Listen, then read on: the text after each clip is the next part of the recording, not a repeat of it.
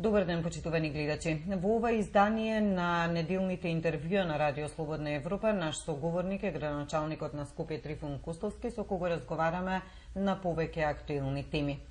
Господин Кустовски, изминаа повеќе од 2 години од вашиот мандат, но на терен не се гледаат речиси никакви ефекти од вашата работа.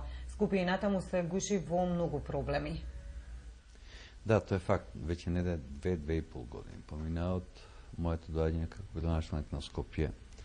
Ефектите кои што сакаме да ги имплементираме во градот Скопје, секако тоа во еден мандат ќе биде тешко дека тоа ќе можеме да направиме, туку тоа е долгорочен процес и кој што секако се заслужува преди се време, добри проекти, секако финансиски конструкции, да навистина го промениме ликот на Скопје, да го донесеме на она ниво на кој што треба да одговара како една европска метропола.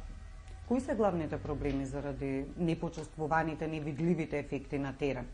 Јас би го почнал прво со спорен закон за град Скопје, во кој што не е дефинирана улогата не е доследно дефинирана улогата меѓу градот Скопје и останатите 10 општини, во кој што често пати се испреплетуваат ингеренциите од општините до градот или од градот во општините, не се правата па и обврските тука дефинирани во поглед како тоа треба да функционира.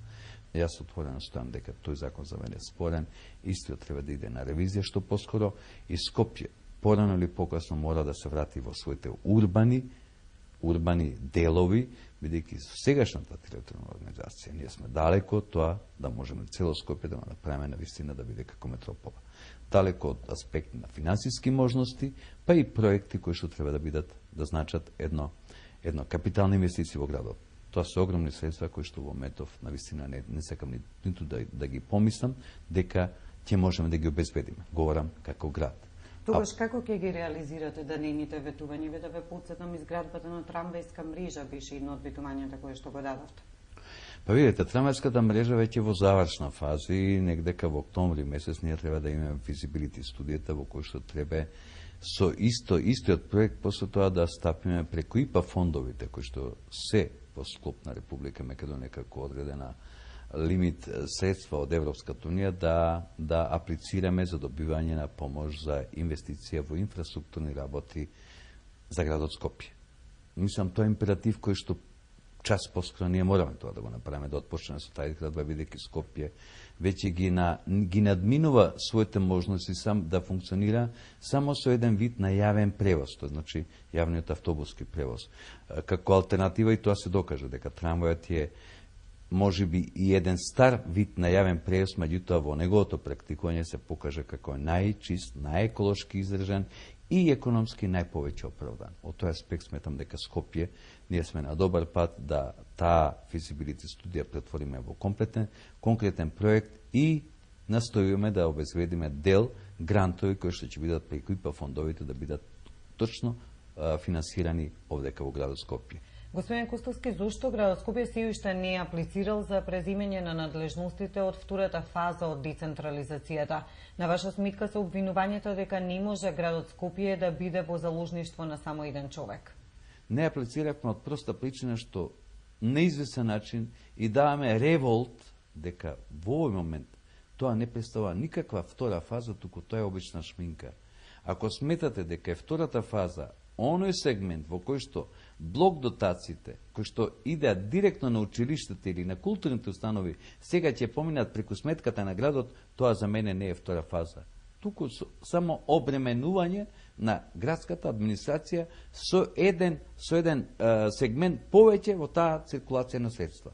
И сметав дека нека ми простат, може би тоа звучи и аполитички, меѓутоа јас сум практичен човек, прагматичен човек и сакам ја навистина да преидам на суштината.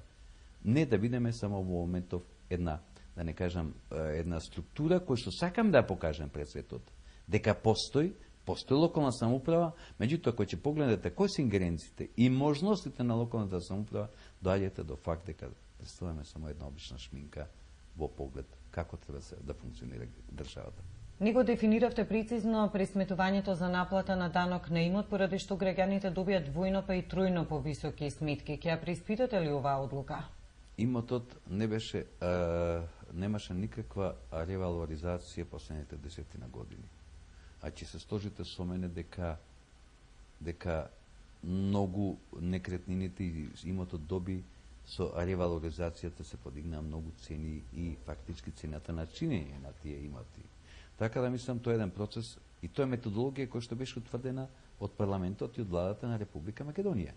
Значи, начинот како да го пресметуваме данокот не беше спорен дека ние измислуваме некоја посебна методологија.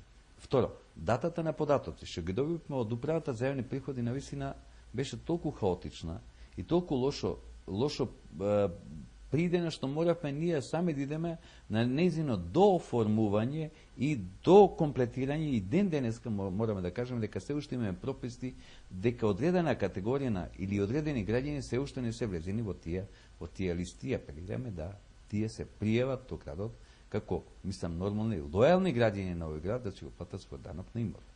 Сега, самата проценка, јас дозволам дека има и грешки, меѓутоа, апсолутно сме отворени да одговориме на сите грешки и пропуски што се направени и граѓаните ќе си го добијат назад тоа ако навистина нешто е направено спротивно на законот и спротивно на тоа што нам ни е препишено како методологија. Јас дозволувам дека може да има и грешки. Да има грешки од аспект на вредноста на имотот. Зашто тука се идеше на некои стандарди кои што се утврдени во принцип, например, општина Центар, независно каква градба или било или дали тоа е елитен или пак помалку елитен крај, се утврдува една цена по метар квадратен и на база тоа се утврдува данокот на имот. Сметам дека тука мора да има еден поголем колорит од аспект на тоа дали навистина правилно се проценети тие даноци кои што ние ги оданочуваме фактички на нашите сограѓани. Господин Кустовски, а користите ли граначалничката функција за лични интереси? На ваша сметка беа обвинувањата за случајот Кермес, Фиком и така натаму? Видете вака, јас сум акционер во многу предпријатија кои што функционират во градот. Не можеме да го сокриеме фактот, ниту пак сакам да го сокрием фактот дека јас имам овдека и вложено средства, капитал во Република Македонија, во кој што функционираат одредени финансиски институции, производни, сервисни и да не кажеме една инвестиција ко Кермес. Кермес, ја во ниеден момент, ниту сум ја потребил мојата функција граначалник со цел да го симнам она што злом денеска му се нанесува на Кермес. Видејќи дефинитивно дека Кермес ги има комплетно сите документи да тој биде чист. Меѓутоа јас да не наблегувам во таа работа, бидејќи навистина не благородно е јас да говорам за Кермес. Меѓутоа само јас би поставил едно прашање. Ако знаете дека имате чиста документација и сите документи се чисти, а ви овдека веќе 10-11 месеци го гледате тој објект кој што требаше денеска веќе да биде завршен, се уште стои како еден авет, кој што е една гардосија на градот и кој што не му дозволуваат фактички, не му се дозволува да тој објект или заживее, или ако владата одлучена дека тоа е споменик на културата, нека си го врати, нека го откупи и таа нека го направи како што смета. Сметам дека најлошо решение е ваквото решение. Јас максимално дури инсистирам моите фирми, каде јас сум акционер, да не учествуват во било какви тендери, бидејќи имам едно веќе искуство, тоа се случи со банката Евростандард, кога во налет на многу зафати на градот сметав дека ќе бидам во состојба да овозможам да дадам потенцијал, односно финансиски подкрепа на градежните фирми со цел па дури јавни предпријатија да им се исплатат лични доходи, со цел да помогнам, бидејќи навистина имаше работа и дојдов ми се врати како бумеранг дека јас со тоа имам личен корис и се молам. Немам никаков личен корис и забранив комплетно на сите мои фирми да имаат било каква комуникација со градот. Било тендари, било дај. И дури згора на тоа, бидејќи јас не сум во состојба да ги контролирам дали фирмите учествуваат или не, јас да не бидам потписник на тие договори кои што доколку и на тендери победат, да тие работат и бидат потврдени од собата. Ви благодарам.